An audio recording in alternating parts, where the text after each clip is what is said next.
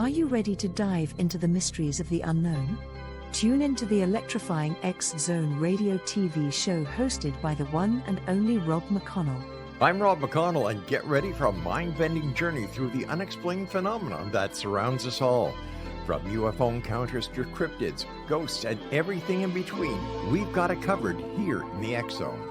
Rob McConnell, the seasoned investigator and renowned radio personality, brings you the most compelling interviews with top experts, authors, and experiencers from around the world.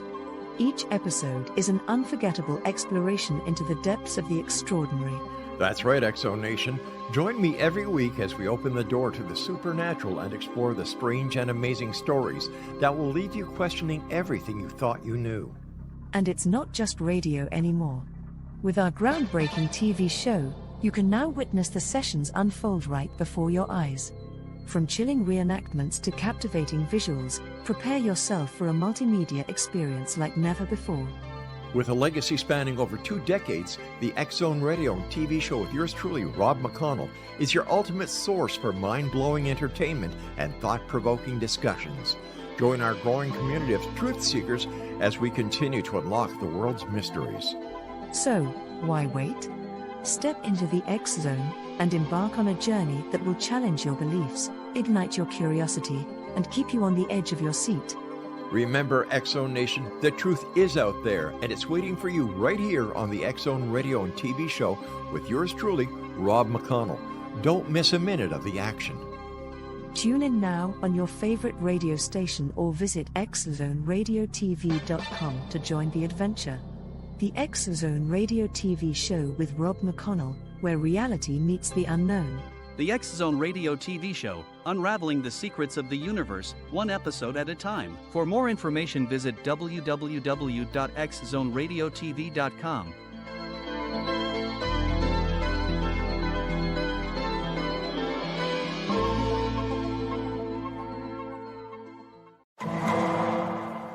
The following program may contain coarse language, violence, nudity, mature subject matter, or scenes which may not be suitable for all viewers. Viewer discretion is advised.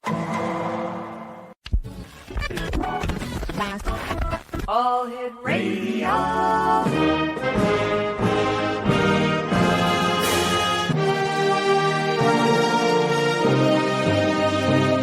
Welcome to the X-Zone, a place where fact is fiction and fiction is reality. Now, here's your host, Rob McConnell. And welcome back to the X-Zone. I am Rob McConnell. We're coming to you from our broadcast center and studios in St. Catharines, Ontario, Canada. If you'd like to send me an email, my email address is xzone@xzoneradiotv.com, and on all social media sites, X-Zone Radio TV. And you're watching us tonight on Tuber TV, on demand on Rogers Cable, Shaw, and in Quebec on Videotron, and on radio stations including the networks of the Talkstar Radio Network, Mutual Broadcast Network, and our hometown radio right here in St. Catharines, Classic 1220, who stream us right around the world on classics1220.ca. X-Zone Nation, as you know, this is PPRI week here in the X-Zone, where we've been talking to speakers and people who are participating in the 2025 Halifax Paranormal Symposium that is going to be taking place on November the 1st. It's being held at the Halifax Tower Hotel and Conference Center. And we've had Elliot Van Dusen on. We've had Tony Rathman on. We've had Brian Baker on. Let me see. Tonight we had Amy McNeil on. And right now, I'm going to be joined by Dr. Yana Greenberg, a distinguished transpersonal expert who stands at the fascinating crossroads of science and mystical. With a PhD in human science, Dr. Greenberg has dedicated her career to exploring the depths of consciousness, from the clinical realm of psychology to the extraordinary worlds of the parapsychology and psychic phenomena. Based in San Diego, she operates a private practice in relationship therapy, specializing in the borderline personality disorder, while also working as a paranormal researcher and consultant.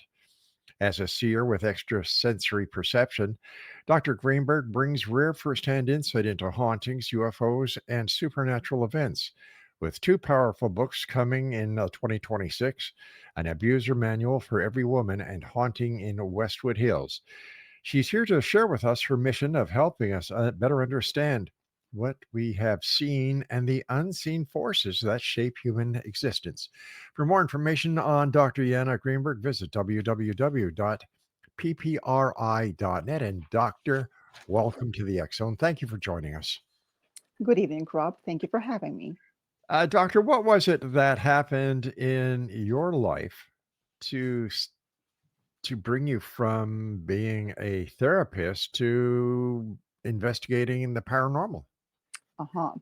From being a normal coming to the paranormal, huh?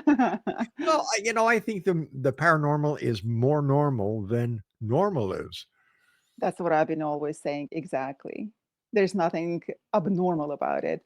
However, there is a lot of stigma going on, and like you previously said, that people coming out of the closet, and I did as well, because being working as a therapist, it's not so easy to come out with this information and let everyone know. But we must stay true to ourselves, and it's also not coincidental that for the past several decades, people have been coming out with this information, with the experiences that they have had, with the research that they have done.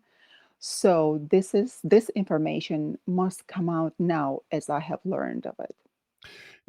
Years ago, there were books out on the Bermuda Triangle. There were books out on UFOs. There were books out on Bigfoot. And then a book that I happened to pick up at W.H. Smith and Son in Montreal changed the way that I looked at reality. And that was Chariots of the God by Mm. Eric von Däniken. And then subsequent people, I had the pleasure of having Eric von Däniken on the show. I've had Georgios Tsoukalakis, the young man from Ancient Aliens, on TV. Things started to fall in place. Were the gods of yesteryear the aliens of today? And I think that theology, archaeology, and the other sciences are going to play a significant part in disclosure as such. And what is your take on that? I also believe that it's not only the disclosure of the information that has been hidden for so long, Mhm. it's also there are forces that prevent this information to be revealed per se, because I have noticed, I believe, since the beginning of the 20th century, that there have been a lot of programs on paranormal investigation that have been shut down by the government, and not necessarily by just the regular people, Mhm. those that are standing at the head of the governments. So that information, and I'm sure that also has the alien presence there as well. A lot of it is not supposed to be discussed. A lot of it is not supposed to be researched in Mhm. order for us as species to move forward technologically. Why do you think the government is suppressing this information? I have a theory that it's just not the government that is suppressing this theory, but the government is working with the religious philosophical side of humanity. And I'm pointing the finger directly at the Vatican, that both of these entities have way too much to lose if the truth was to come out. I don't quite see it this way, that they are afraid, and I don't think that they have much fear as we humans do. But you're absolutely right. There is a center, maybe several centers on our Earth that have powerful people or entities standing behind them and operating through them. And if we talk about the governments, in the face of just regular people, those are not just people. They are extraterrestrials that are embodied by those people. And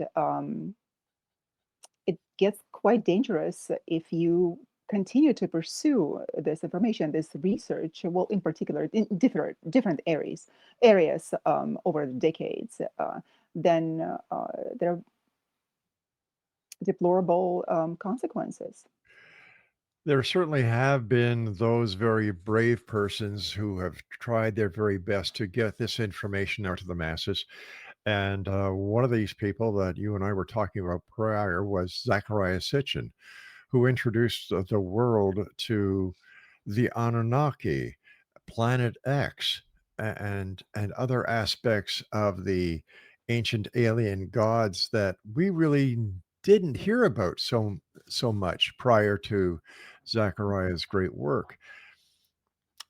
I often wonder what would modern ufology look like if Zachariah Sitchin had never written his book and brought the Anunnaki and the scrolls to our attention?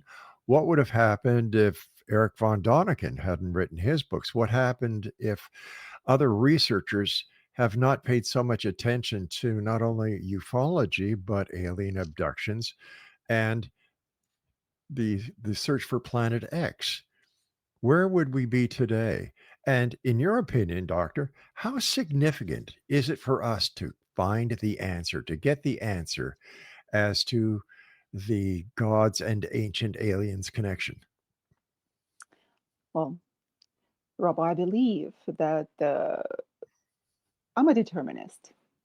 And all of these incredible people that you just mentioned, they did not have a snowball chance in hell not coming up with this information because they had to. There are consequences if you are in possession of certain information. You have to let it out. Otherwise, it's going to destroy you from the inside. And the ancient apocryphal texts talk about it. They had to come out and they were instructed to do that, just like I was. And by the way, today as well, you were called as one of my people, that I'm safe with you. That's very interesting because I've never spoken to you before, and nevertheless, I was given information about it.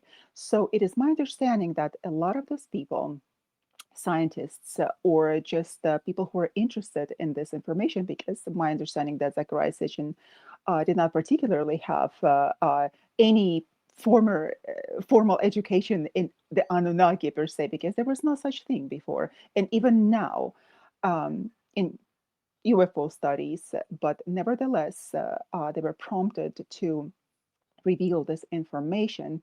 For some reason, I don't know what exactly, but we are going into the age of Aquarius. And that, by the way, is also the age of Enki, one of the Anunnaki. And the consequences, to answer your question, what if we didn't know this information?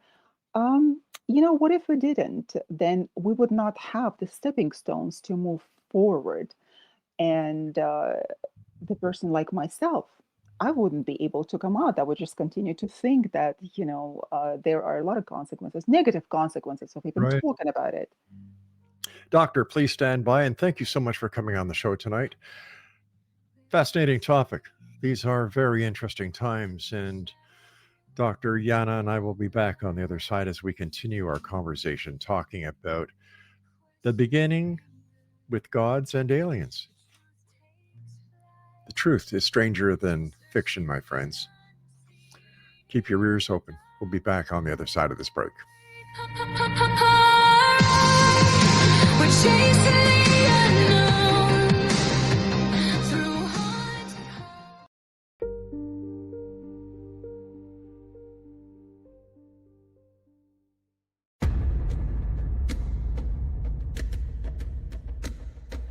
Are you ready for a tale that will leave you on the edge of your seat? Get ready to dive into the gripping memoir by Bart Sibrel titled Moon Man. Bart Sibrel takes you on a heart-pounding journey, unmasking the truth behind America's famous Apollo missions. Prepare yourself for hair-raising encounters with agents from the U.S. government's top secret agencies.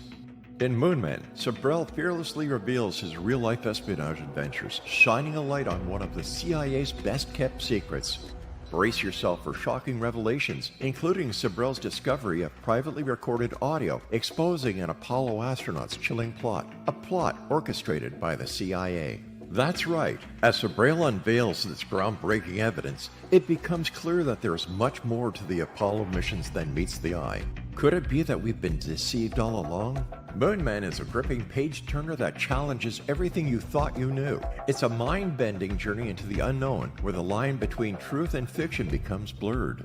Don't miss this opportunity to uncover the secrets hidden for decades. Let your curiosity guide you as you join Bart Sibrel on his quest to find the truth. Moonman, available now at Sibrel.com. That's Sibrel.com. Prepare to have your beliefs shaken to the very core.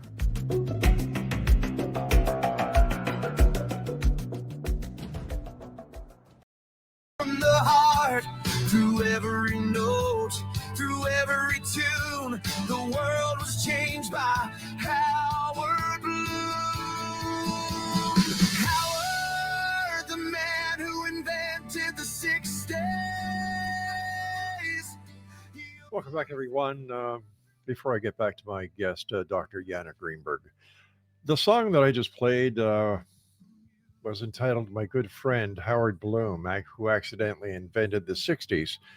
I found out late last night that that is going to be the theme song of the Howard Bloom Institute. So I want to thank Howard and everyone for making this great honor bestowed on me. When I think that I'm going to be honored by people who Howard has worked with, including Billy Joel, Michael Jackson, John Mellencamp, ZZ Top, Simon and Garfunkel, and the list goes on and on and on. It was like giving me $1 million last night when I got the message. And of course, I wanted to share it with my wife as soon as I got home. And I came running in. Well, I didn't come running. I got into the living room, and there she is watching TV, right? And I said, honey, guess what? She says, shh, not now. I'm watching TV. Anyway, I want to thank Howard and everyone. And I want to thank our special guest this hour, Dr. Yana Greenberg, for being with us. It seems that there's a connection that is being made, Yana, between UFOs and consciousness. Now, is there a connection to this theory within the sacred books of different religious philosophies, or is this something that we have been able to come to the conclusion because of where we are in this very place and state of time? Well, it's my understanding that it all goes also back to the Garden of Eden and the consumption of the apple, after which all of a sudden there was a huge leap in consciousness, Yeah, big one. in knowledge, in understanding. Um, that was they learned about age prevention mechanisms, the biological immortality potential, and what comes with it. They were talking about the understanding of good and evil. What is understanding of good and evil? It's wisdom. Essentially, it's wisdom. At that time, human beings, as they learned uh, that knowledge and became more like gods, It they seems, I'm sorry, doctor, I didn't mean to cut you off. Oh, yes. I was just going to continue and just mention that uh, our modern systems, well, that survived from antiquity to our modern times, for example, like Kabbalah, Hmm. with the Tree of Life, and the Tree of Life also present in several different uh, spiritual currents. Some of them are esoteric origins, and not many of them know about it. So the Tree of Life is present in many traditions. And the system of Sfirot is also significant, very significant, just like the chakra system, that if we go from the very bottom and develop ourselves and develop our moral qualities to become enlightened, then we are able to reach this state to be like gods per se. And at that stage, so much is revealed to people. I know that there are a lot of people now, the majority of them who call themselves enlightened, they probably are using that too lightly, the term being enlightened. In fact, it is a long process. Sometimes it happens just like the apple falling on the head, right, with Newton. Mhm. And sometimes it happens with just like eating an apple, taking a bite with Adam and Eve. Um, but the development of consciousness is, of course, very important. And it was not given to people that knowledge so freely, so they would be able to trample on it. Just anybody who wanted to learn about it with the different lower state of consciousness, uh, development of consciousness, of Sure. course. So that is why over the centuries that knowledge was encoded in different types of system, just like a Kabbalah. Eh, But and also the Bible speaks in metaphorical ways, and it's not so easy to understand what is happening there immediately. It takes time to read and also read different translations of the Bible in order to go back, in fact, to the first original languages that the Bible was written with, like Akkadian language, right? And if we go back, not the Sumerian ones, but the Bible was based on the Sumerian, uh, not so much as language, but mythology and Sumerian gods. Yeah, I've also looked at a comparison between um, the Bible and Christianity compared to Greek mythology. They seem to mirror one another. You know, you've got the 12 gods, you've got Zeus, which is equivalent in the way I looked at it as God in Christian times. You had Helen of Troy, who gave birth to Hercules, who I compared to Mary, and the gods lived on top of Mount Olympus. The Christian God lives in heaven. There seems to be so many similarities, and then it dawned on me, well, we live in a binary existence, zeros and ones. And if you look at it further, binary all the way up, down, in, out, right, left, and then, of course, good and evil. Why are there so many different theological philosophies if they're so similar? What happened to have the philosophies fracture, keeping a little bit of each philosophy connected, like that tree, the tree of life? Are the different philosophies the roots of the tree of life? Everything goes back to the tree of life, Yes. and all of the religions go back to the tree of life. And if we look at the Bible also has so many different books that did not become the Bible as we know it now. Yeah. And the Council of Nicaea, of course, the Emperor Constantine, he could not physically include all of those books into one Bible. So a lot of the information was also lost, but then gladly survived for us to be able to read it. So, hold on, I lost the track of the question. We I were was going to talking go on the, yeah, we repeat it, please. were talking about the tree of life in the different religions. Oh, the different religions, that's right. What, what I have learned through my own research that different civilizations, as they appeared, they wanted to be, the, of course, they lived not as solo civilization. They lived among other ethnicities, among other people. And of course, they wanted to be the superior one. So each civilization, each religion that would come with that civilization, with those people, they, or onto that land that they conquered, they would want to absorb their religion and portray their gods as demons, as a negative entities, Ah, because ours is always the best. But all of those attributes of the previous gods, and goddesses, they were taking along and transformed into those present deities. So that is why we can see one and the same deity going back from the Sumerian times, actually being traced to our modern times, like even the Inanna, the goddess, one of the gods, let's just say one of the gods of the Anunnaki. She, in fact, is known to us as Venus, right? As Aphrodite. Right. So she got transformed over the years, taking one name, and of course, with the subsequent civilizations that would come along, they would change her name to something else. Like in the Bible, that she was known as Ishtar, and then Astaroth, and that became a really negative, got really negative connotation and interpretation of that. Over the years, over the centuries, she became a demon. So there's a demon by that name. Son of a gun.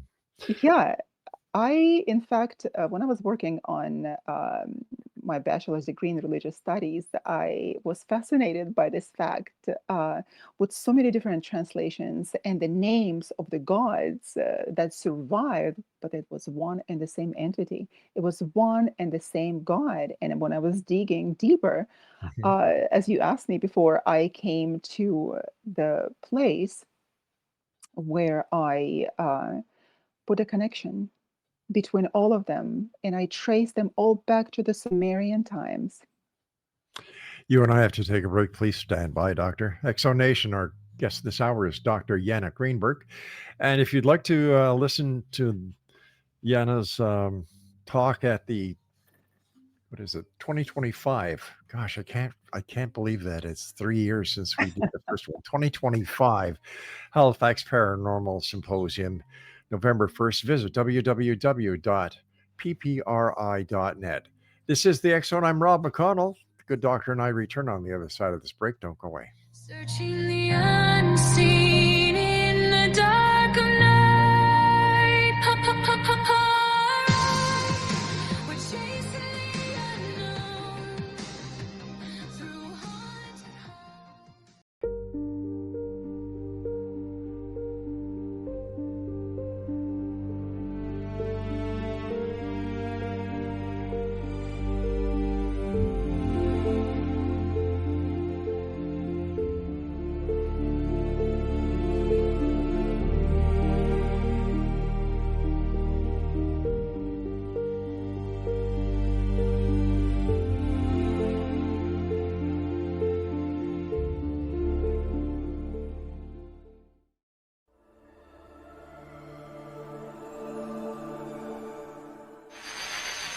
NASA has confirmed that they have evidence of life beyond Earth. This discovery is confirmed. Well, let's see, we've had visitors again. Yeah. Anything worth mentioning? I filmed 16 minutes on March 5th, 1994, 16 minutes of broad daylight UFO activity.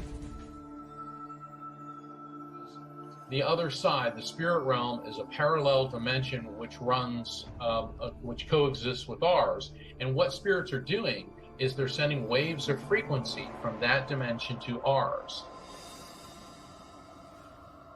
The government instituted the truth embargo. The government poured disinformation and misinformation into this field, encouraging hoaxes and any other foolishness. It created a truth vacuum that naturally was going to be filled with theories and assertions and other stuff. The oil oligarchs and the banks and the people who are making decisions that are leading us down the wrong path. They've undermined the research, intimidated and threatened witnesses. The government is responsible for the fact that the status of this issue is not resolved. I'm Rob McConnell, host and executive producer of the X Zone radio show. Now we are set to bring the amazing world of the paranormal and the science of parapsychology to broadcast TV and online video with the development of X Zone TV. X Zone TV will now bring our loyal listeners and new viewers face to face with the most controversial and well-known personalities in the field of the paranormal and the science of parapsychology. From scientists to theorists, astronauts to adventurers, celebrities, pundits, advocates, and naysayers, they'll all join our rapid-fire TV broadcast, interactive discussion, and debate. Interest in the paranormal and parapsychology has never been more intense, and it continues to grow. The truth is out there, so take a deep breath and join us as we step into the light. For more information about X Zone TV, please contact me, Rob McConnell, directly at these coordinates, Rob McConnell at xzonetv.com.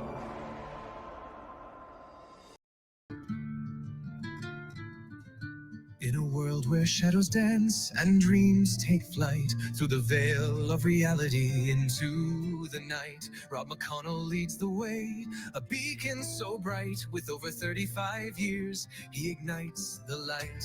A voice from the north where whispers are bold, stories untold in the echoes of old. Fact meets fiction in this realm of delight, in the X Zone where dark turns to bright. Welcome to the X Zone. Welcome back, everyone. Dr. Yana Greenberg is our special guest. If you'd like to learn more about Dr. Greenberg, visit her website at ppri.net. First of all, Doctor, thank you so much for taking time out of your very busy schedule to join us. It's a great pleasure and honor talking to you, ma'am. Thank you for having me. Yes. Throughout the Bible, there are how would I best describe it? There are incidents that could be looked at from a paranormal point of view. For example, Moses, the Ten Commandments, the fire on top of the mountain, these tablets that he brings down, and then Sodom and Gomorrah, where you had Lot and his family who were told by God not to turn around and watch the destruction, but the wife did, turned into a pillar of salt. That could be interpreted as a nuclear explosion because it would have the same effect. Whoever wrote the Bible, these words, I know the first 4 books of the Bible were supposed to be written by Moses. Were they trying to give us a hint or give us the way to look at a better society? Was that the Rosetta Stone of law and order at that time? That is an interesting question. If we look at Moses, he himself came from the Mesopotamia, of course, and from the city of Eridu. And that was the place where the Anunnaki descended, where they established the society, and Sumerian culture flourished at the time. So I think that Moses was one of the magi. He was he had a lot of interesting abilities. Perhaps he was a demigod. Who knows about it? But he was able to do certain tricks that nowadays not that many people are able to do. Although some can, like turning sticks into the snakes, Right. right? Or even creating the snake, putting the snake on the top of that pillar and having all of the people in the desert look at it in order to heal themselves from the snake bites. So he was one of those interesting people. And at that time, I think that they were depicting what was happening in reality, although a lot of it was also copied from the previous mythological texts, particularly the Sumerians, because Judea was right in the same area with the Mesopotamia. That's where everyone coexisted.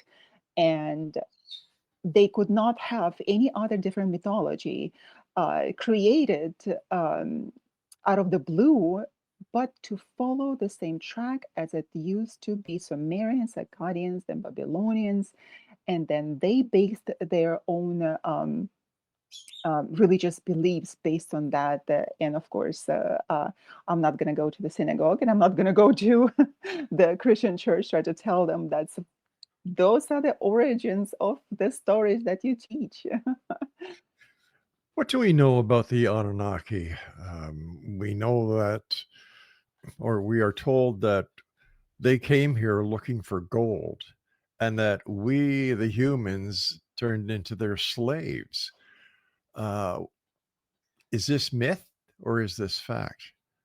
Well, not necessarily that we were turned into the slaves, but we were created as slaves.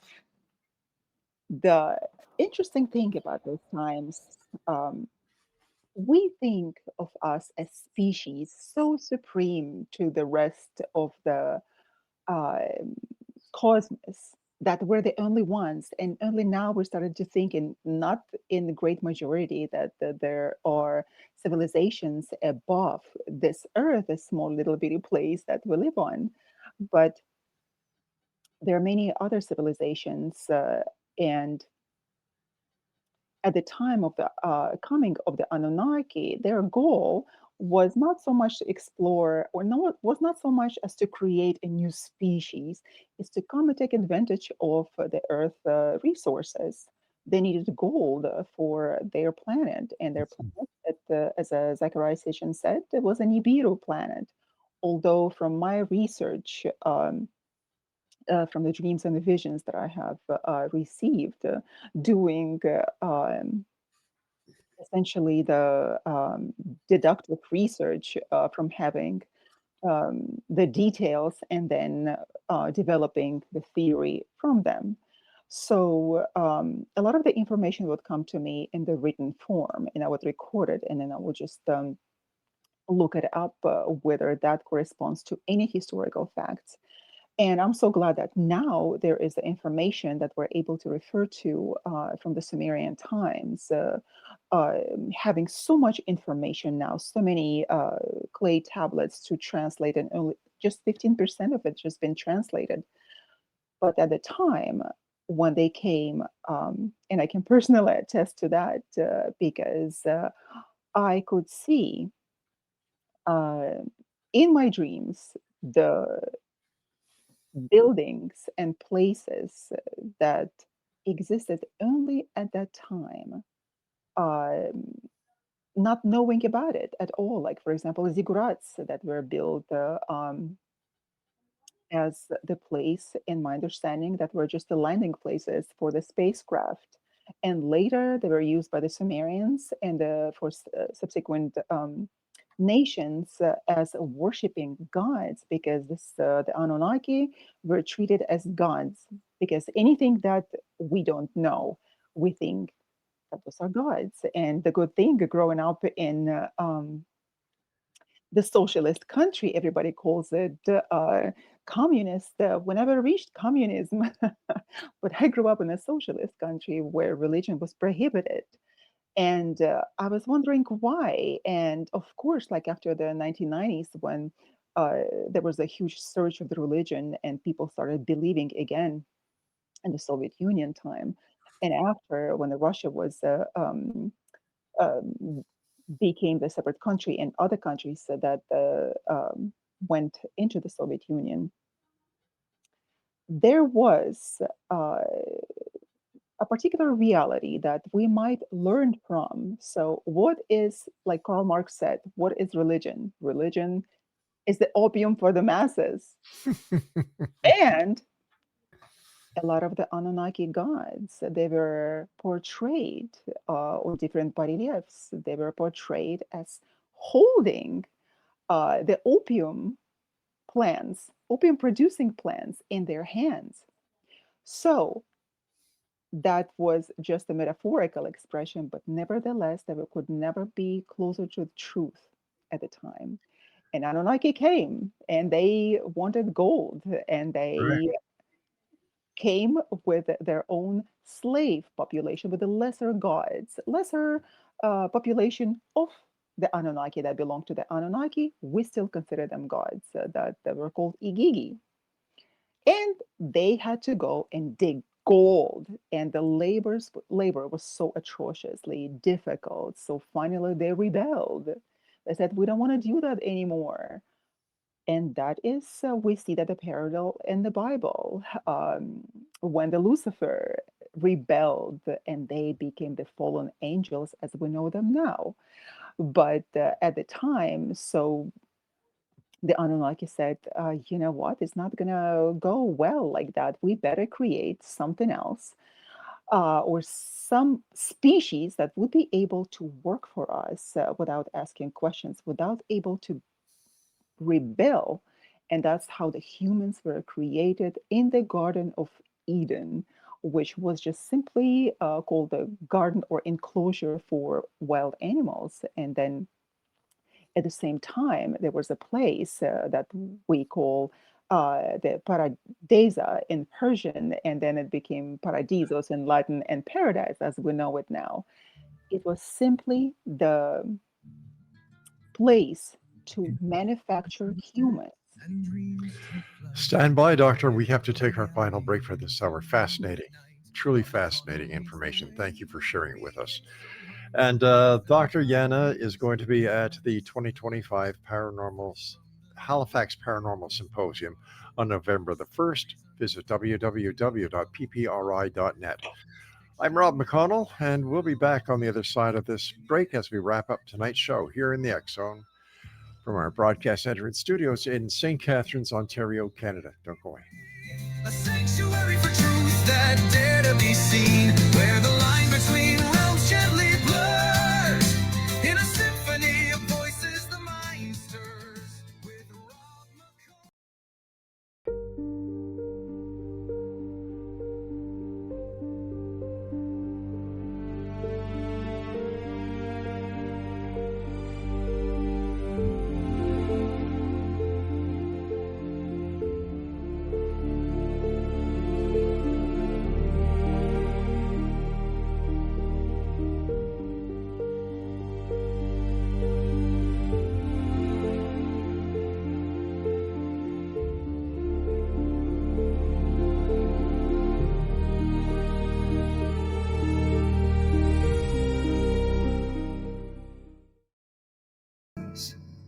That I try to read every step forward, a silent need, but I won't let this break who I am.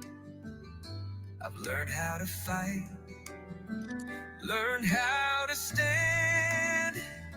I may fall, but still I rise. Through the pain, through the tears in my eyes, this road is long. And welcome back, everyone. First of all, I'd like to take this opportunity of thanking Dr. Yana for joining us tonight. And what are you going to be doing, talking about at the 2025 Halifax Paranormal Symposium, Dr. Yana? But the origins of humanity, how we misunderstand the notion of God. Several years back, I would say probably more, about 8 years back, I finally got into the origin of the understanding of God for myself through this personal research. And I couldn't breathe for 2 weeks because of everything, of the conditioning, of everything that I have learned so far that was not true to me. And when I got to that truth, I could not breathe. And it was so difficult. It's like the life had been knocked out of me. So I believe that it is very important to let the people know, just like you mentioned, with all of the people, incredible people that came forth before me and as still the pillars of this science. They were the stepping stones, and I believe that this is my role as well. And besides, not only that, it's important to become that stepping stone for other people, for their research, for their understanding, and moving with their own advancement, spiritual advancement. How we understand God, what God is for us, and how we can be awakened. And of course, being awake is different for everybody. Um, A question that just came to me, and I have to ask you this because it was something that didn't make sense. If the Anunnaki were so highly advanced, if they could manipulate DNA, create a new species, why would they need humans if they're that technologically advanced to do the digging? Why would they need slaves? On one hand, they're highly technically evolved. And on the other hand, in order to mine the gold that they needed for their planet, they had to develop a species. Those species, us, we were never supposed to be the independent species. We were supposed to be slaves at the time, like probably lesser to the Igigi that they had, but they rebelled. They had, nevertheless, being the lesser Anunnaki, they rebelled.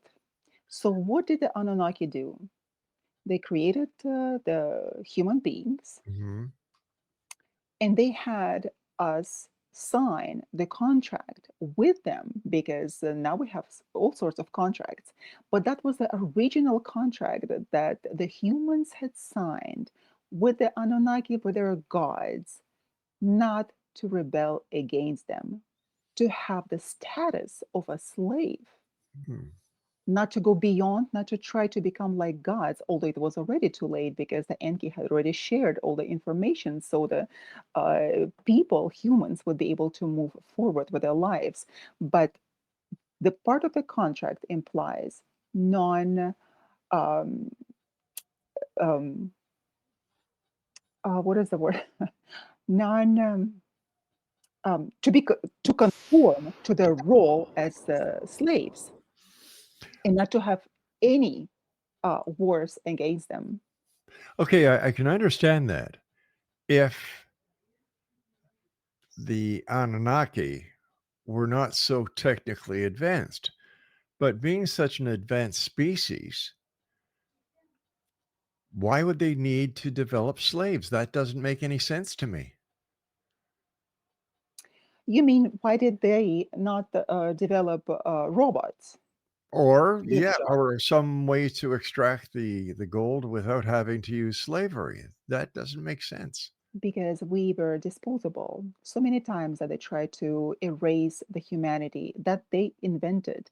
Several times, and there were several deluges, so many floods that even we see that in the Bible as well. Hmm. Why? Because as the Bible teaches us that we uh, disobeyed God, we became too sinful, and He just wanted to eradicate us. But somehow we survived, of course, for different reasons. Enki saved us, and then also we know about the Noah building the ship, and that's how we survived. But at the same time, we do have the information of incredible technology that they had and how they were digging out. It's just like in the stone carrier, right? That's what it's called. When they will be digging out in circles the stones out of the earth, essentially. And the Igigi, they were building trenches all the time looking for gold. As they were slaves, it's my understanding that the concept of slavery is not only peculiar to us as humanity, it is also probably exists as different castes, different layers of society, the ones that govern and the ones that submit. So even now, as we see in Russian Orthodox Church, for example, the people call themselves slaves of God. You are a slave, and it is just like it is written in the text. You're a slave. So I agree with you. If they had that in my uh, thoughts, that probably would have been better to have some sort of Automation, robots. robots, yeah. Was that? I said automation or robots. Some robots, Yeah. automation, but perhaps they did not have resources to do that. And again, they were doing that as biological creatures. They were biological, although they could change their appearance as well. But as the Bible says, that the humans were created in the image of the God, although it was not the God in the Old Testament, in the image of the gods.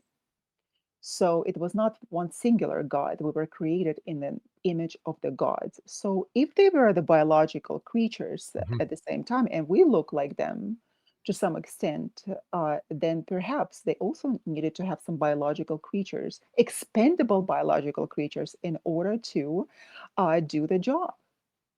We also, as humans, we do the same thing. We take people from prisons, right? The Sure. prisoners that do the job, right? The military does a civilian job. They go and build something. Then the prisoners of war do the same thing.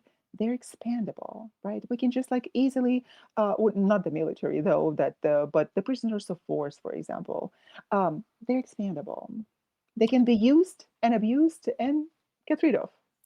All right. I'm following you very closely now. One thing that I'd like to know where it fits in is that the reptilian connection. You know, there are several theories at this time, and a lot of the talk that we hear about the bad reptilians taking over the world, and they are in the government, in the society. They are preventing uh, the progress of the society to go forward. There are good and there are bad. And if we look reptilians, and if we look at the Anunnaki, they were reptilians. They were reptilians, and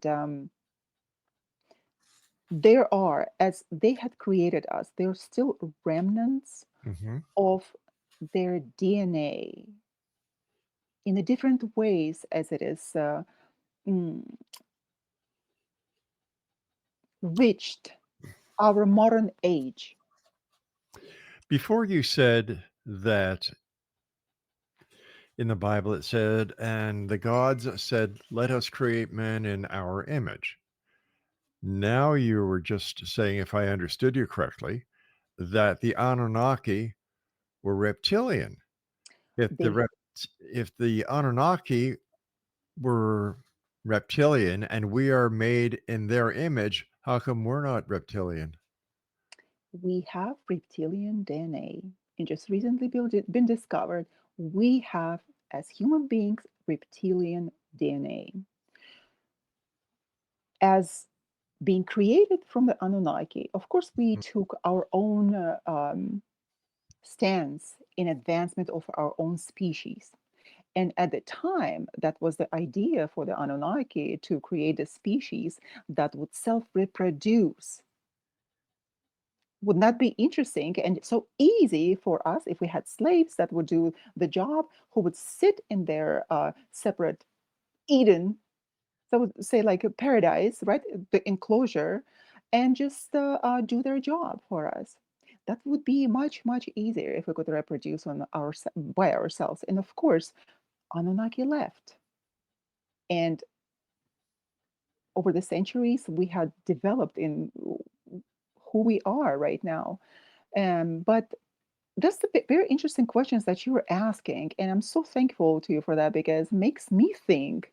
Uh, because we don't know everything. We can only Right. speculate what is happening there, and I can have my own 5 cents into that. And why? Because uh, not only that I'm a scientist, I also a seer, and I can see and hear and record things that had